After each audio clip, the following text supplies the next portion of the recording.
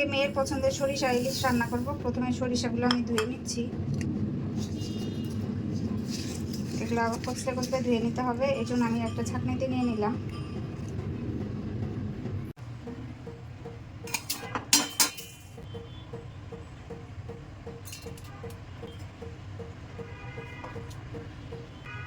এখানে মরিচ আর 2টা রসুন কোয়া দিয়ে দিয়েছি, ঝালটা যা যা পছন্দ মতো। এখন এটা আমি ব্লেন্ড করে নেব। সরিষা ইলিশ সরিষার তেল দিয়ে রান্না করলে কিন্তু ভালো লাগে। এখানে আমি পরিমাণ মতো সরিষার তেল দিয়ে দিলাম।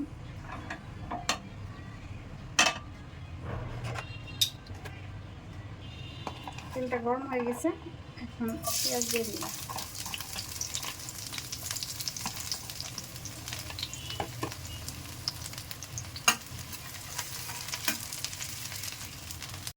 পেঁয়াজটা ভাজা হয়ে গেছে,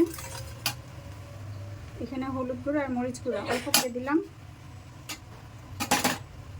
আর এটা হলো সরিষা বাটা, সরিষা বেটে ছেঁকে নিয়েছি আমি, একদম পুরো ইয়েটা দিইনি, সরিষা বেটে ছেঁকে নিয়েছি।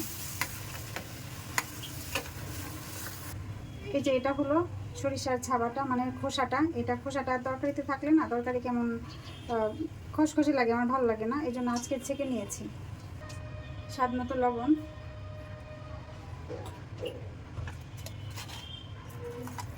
একটু ঢেকে দিলাম।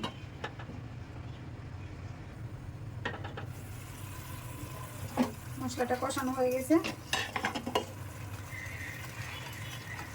এখন আমি মাছগুলো দিয়ে দেব।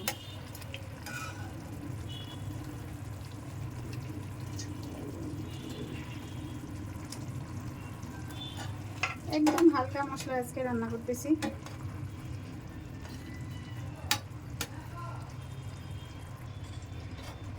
এখানে অল্প পরিমাণ পানি দিচ্ছি, বেশি পানি দিব না, ঝোলটা হবে মাখো মাখো। এখন কিছুক্ষণ ঢাকনা দিয়ে ঢেকে রান্না করে নেব।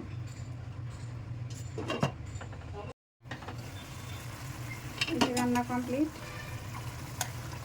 এখন কাঁচামরিচ দিয়ে নামাই নেব। এখানে ধনে পাতা দিব না।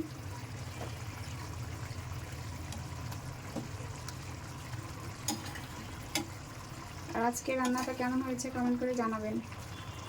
আর আশা করি মজাই হবে, কারণ একটু লবণ চেখে দেখলাম, বেশ ভালো স্বাদই লাগতেছে, আর মাছটাও ভালো।